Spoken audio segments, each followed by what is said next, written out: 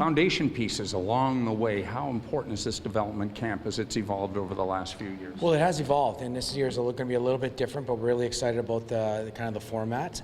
You know, it's a good first day for us to get kind of some logistics done with our medicals and physicals, and getting an opportunity for some of the free agents to get on the ice. So overall, at the end of the day here, we're real happy.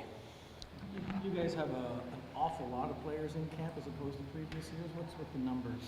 We do have it set up a little bit different this year. We have our draft picks and prospect group, and then we'll have 2 free agent teams. So we're kind of blending both kind of philosophies together, and it's a new kind of a way that we wanted to establish this type of camp. That's why the high numbers. Is that kind of also looking for the Marlies and the Orlando Silver? It gives us an opportunity to evaluate some of these players, and the free agent players that come in here in the past maybe haven't had that opportunity to really show what they can do. This will give them a much better opportunity. Is what you're doing with the players, does it differ by which group? The free agent group? No, we're actually, you could see today with the free agent group that we had, we did a lot of development teaching. We'll be doing that throughout the week, and obviously we'll be doing a lot of that with our prospects. What went on last night and what the dinner was like? It was great. You know, it's an opportunity for all of us to have this emblem. A lot of these guys, the first time they have this emblem on to be representing the Toronto Maple Leafs. We talked a little bit about the responsibility of that and being at this camp, and what an honor it is.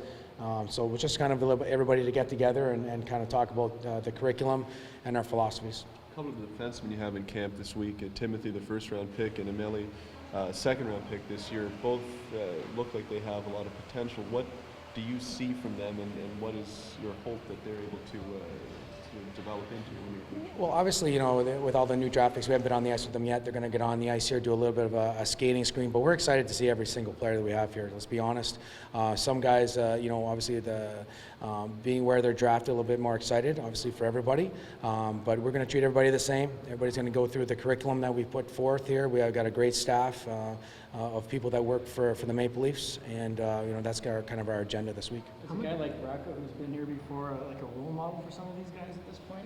Well, yeah, well, some guys have gone through the camps throughout the years. You know, he's maybe at a different level in regards to what we're teaching. So we adjust our teachings. He might be more like, for example, his third camp, I believe.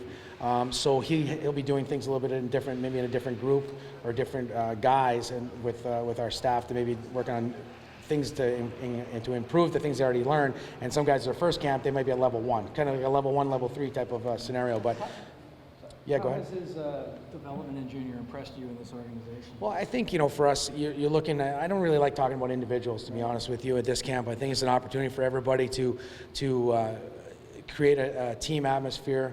Our plan is to really come up with a development plan for each player. That's kind of the motto and the criteria that we've put together. So Bracco's individual player development plan might be different than Brooks. So that's kind of what we want to see, what areas they're strong. They have a lot of strengths, but also the areas that we see areas that he can really improve.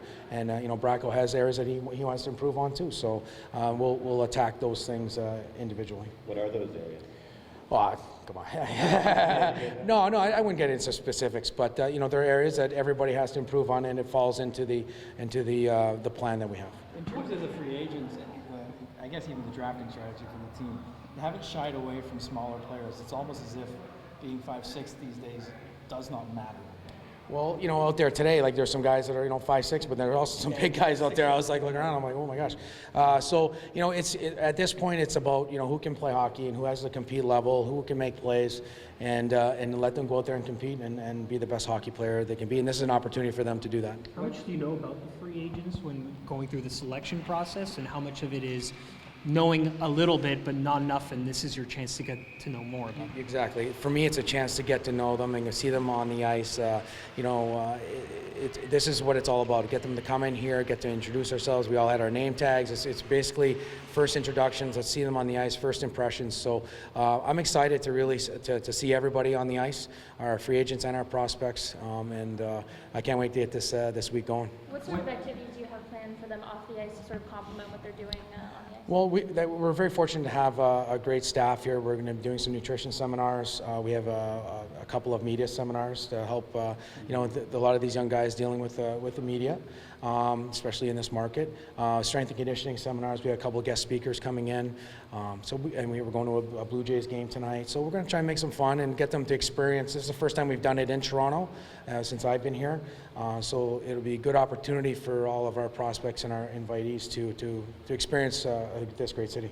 Is there a social media awareness aspect to it as well? Pardon me? Is there a social media awareness? Yes, absolutely. Yeah, Steve Keogh and his staff are prepared to go through all the ins and outs of this environment that we have.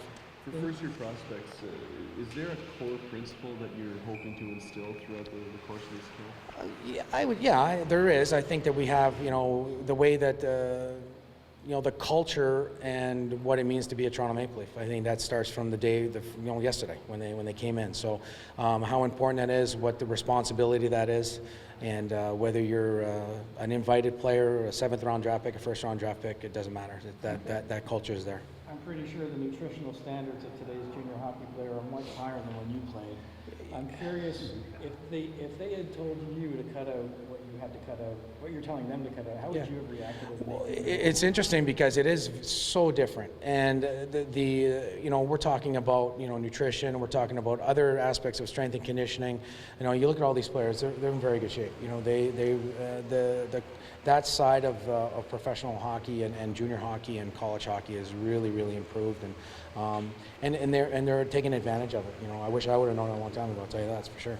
It's only July. Is it important that a few of these players separate themselves from the rest of the group when all things are finished Wednesday? Well, we just want them to improve and to have some takeaways from this experience. We want them to learn.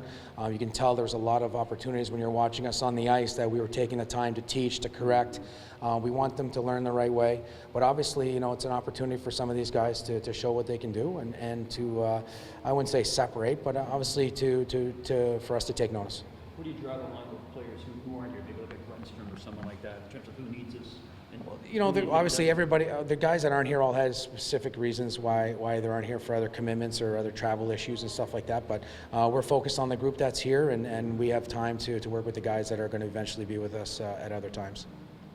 With the St. Andrews guys, you're trying to increase the brain power on this? Yeah, I got to talk to them a little bit more, I think, and figure it out.